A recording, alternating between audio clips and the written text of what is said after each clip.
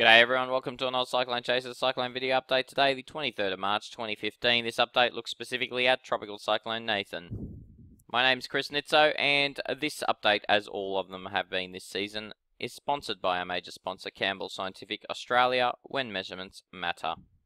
Looking at the region-wide satellite view here, we can see some very heavy convective activity in the southeast Indian Ocean around the North Kimberley, and obviously the heavy activity here is associated with Tropical Cyclone Nathan. Sky clear over Queensland except for some isolated showers and storms over inland parts.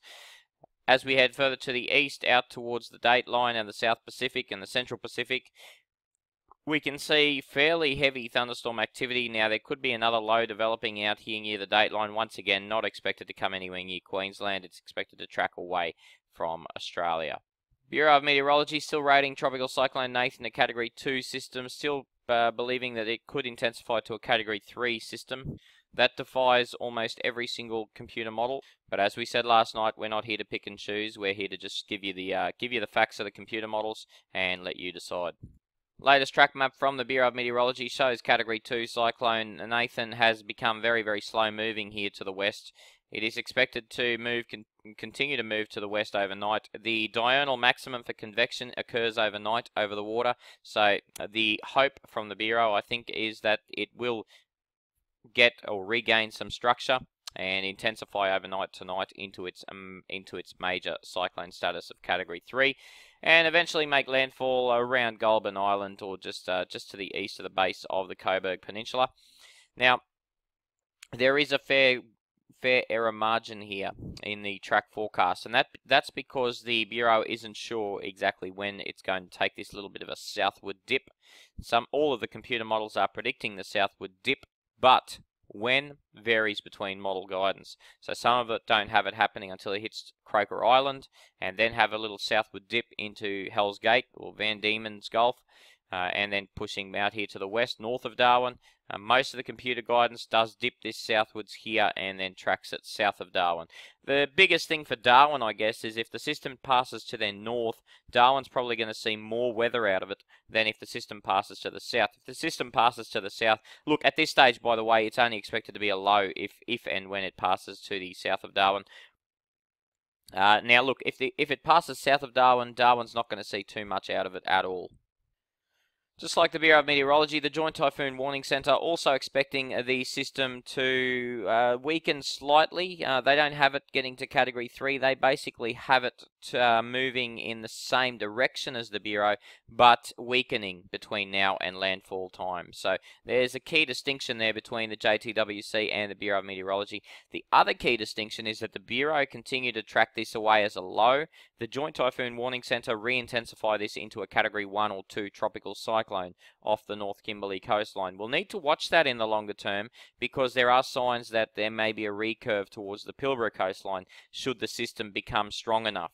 If the system remains a very weak low, it's more than likely going to track out to the west indefinitely until it dies.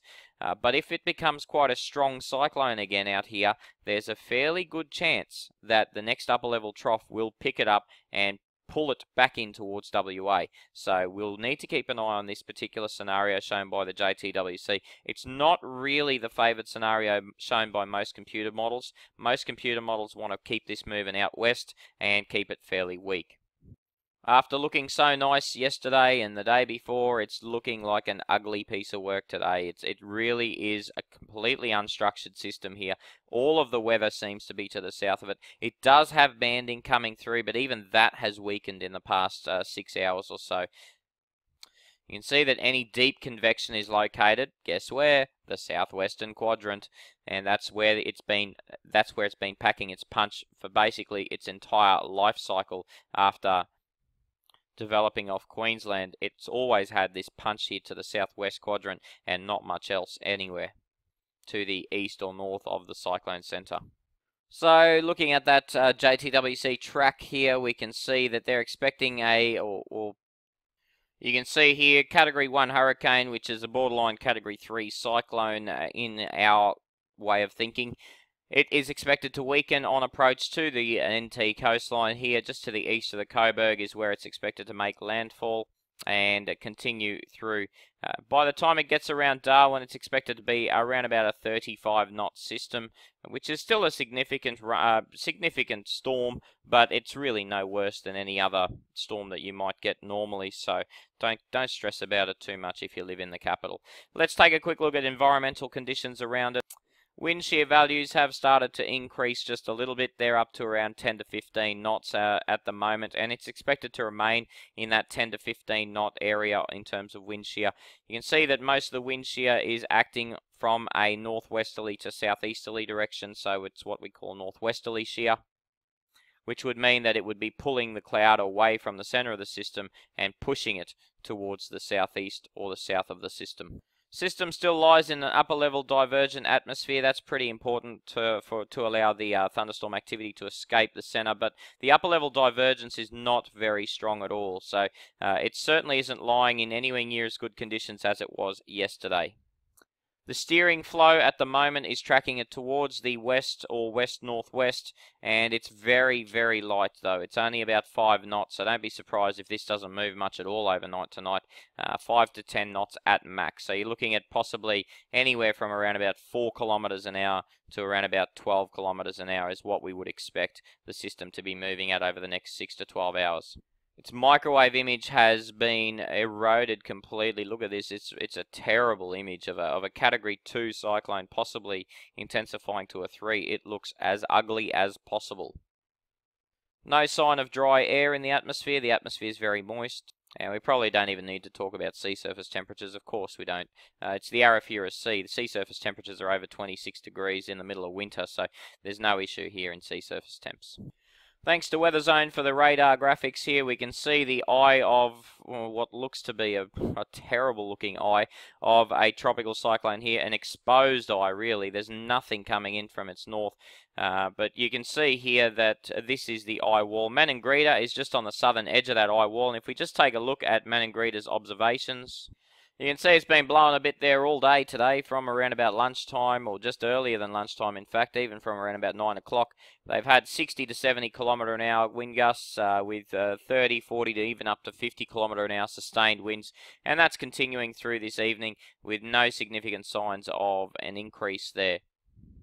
Further to the east, Milingimbi is also seeing an actual increase in wind speeds here. So they had a maximum gust here of 104 kilometers an hour early this morning, and they're starting to gust again at about 80 kilometers an hour, which might suggest just recently that because of that vertical wind shear, we might start to see a more southward induced motion, particularly of that convective activity. That convective activity could be now lying well south of the center of circulation, and that's why now Milingimbi is starting to report some increases in wind speed. So these gusts here are getting up to 80 kilometers an hour, pretty significant. And also, if you've noticed, they've gone from about a 15 knot east southeasterly to about a 27 knot. So they've almost doubled their sustained wind speed as we get into this afternoon and evening. So it's certainly something to watch. That system could be starting its southward motion a lot earlier than the Bureau expect. But if we just take another look here, guys and girls, this is really an ugly looking tropical cyclone. You can see where all of the wind would lie would be in this southern and southwestern quadrant, really, is where all of that weather would lie. Milingimbi, you can see here, is being influenced by some feeder banding from the east, from the northeast. And they're reporting an east-southeasterly. Manangrita's reporting a southerly. So you can see that the center's going to be located north of there, but it just looks terrible. Anyway, enough whinging about how bad it looks. Let's have a look at what its forecast track is going to be. This is the GFS forecast track, southwesterly, and then straight over the top of Darwin and out here to the west. UK Met says no more westerly motion. It's just going to go straight south from where it is and then out here to the west. And based on what we're seeing on radar and what we're starting to see on the observations, the UK Met may not be too far away from the truth. The FIM model says I don't want a bar of going south, so it just keeps the system tracking west here through the NT coastline up around the Tiwi Islands, and then continues to track it west out north of the Kimberley coastline. So the CMC solution's a little bit more interesting than all of the others. This one has the system tracking westwards very, very slowly, tracking to the southwest, then backing out here to the west, out off the North Kimberley coastline, and re-intensifying into a Category 1 or 2 TC off the Kimberley coast. The NavGem makes life interesting as well. We can see here the track almost directly from now is going to track it southwest, so there's no more westerly motion on the NavGem, and then it pushes west and off the Kimberley coast as a tropical low.